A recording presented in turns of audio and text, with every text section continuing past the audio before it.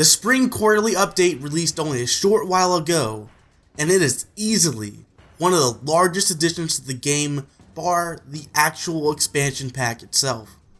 I'll save you all the trouble of reading through all 30 pages of the patch notes and showcase the big stuff in a more streamlined manner.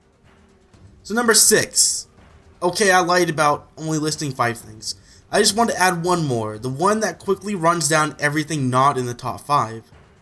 The rundown is as follows: a new legendary bow plus quest, fractal changes, like making a few maps less frustrating, plus a new legendary backpack, looking for group improvement, as in more categories, PvP map tweaks made to be more fair, more competitive, a DPS sandbox for practicing builds, scribing tweaks for lower cost, improved process of leveling, a new set of spectral weapons in exchange for Black Lion tickets, a new Sentinel outfit, and Black Lion chest revamp.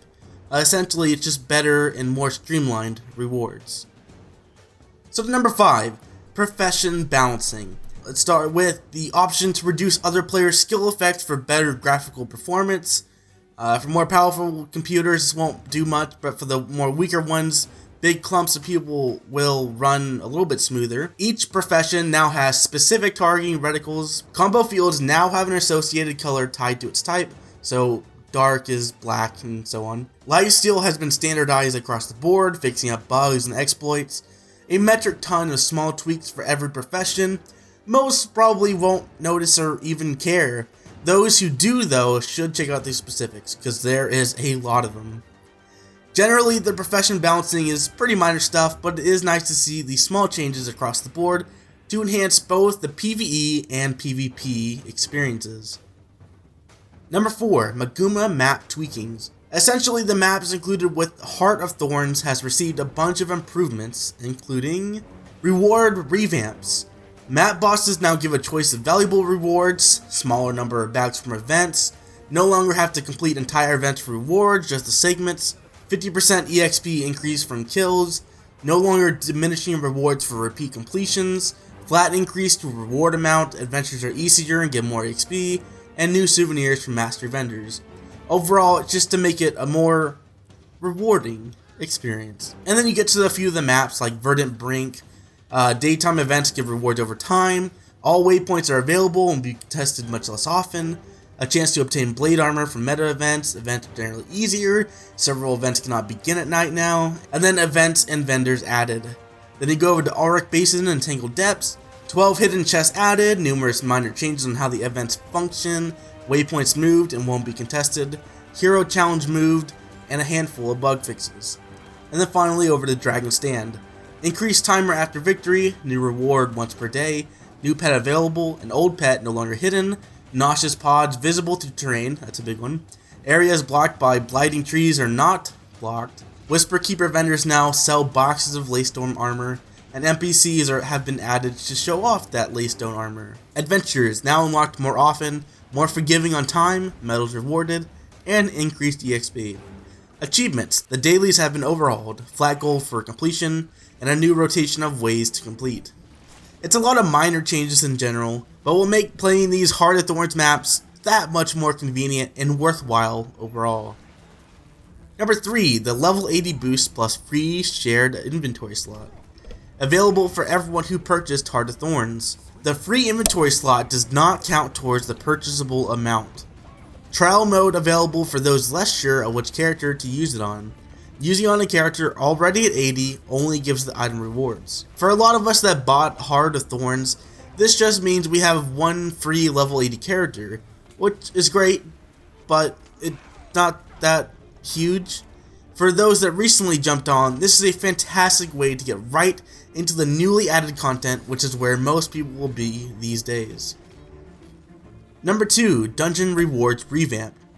Increased rewards in both gold and tokens. Repeatable achievements encourage multiple dungeon runs at will instead of only through dailies.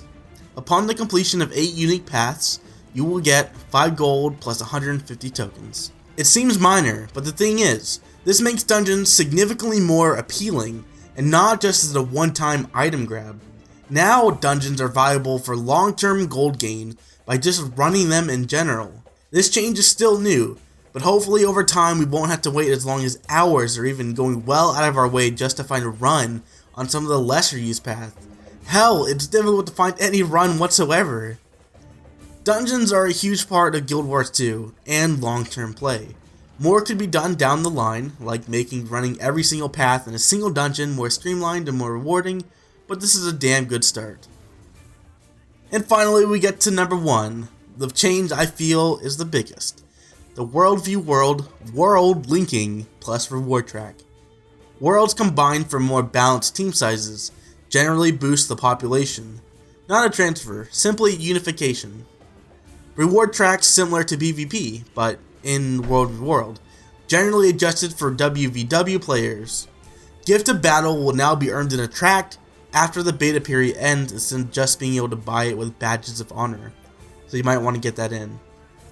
Tracks advanced every 15 minutes based on participation. Passive participation can be given to certain team members in a squad.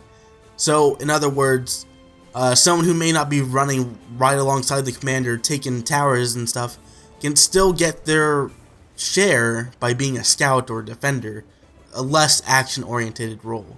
New Mastery line allows purchasing of WVW specific items anywhere on the map. It's pretty neat, but I don't imagine very many people are going to get it.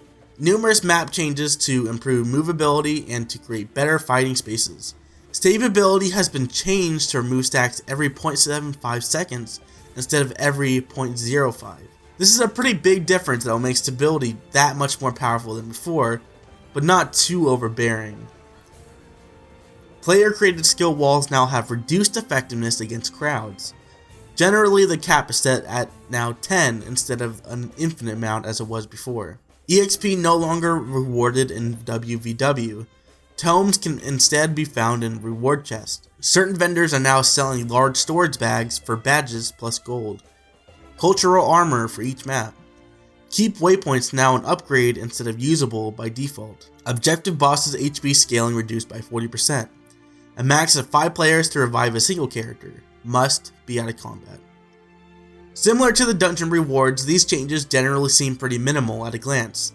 The two big things are world linking. Gone are the days where every map except Edge of the Mist was dead. Now everyone can participate on the maps that actually require strategy to gain advantages instead of just trading. Second, the reward tracks mean you will always be working towards significant rewards instead of just bonus chests in the rare level. Like dungeons before it, now WVW is definitely a mode to revisit, and hopefully both are going to draw bigger crowds than ever before.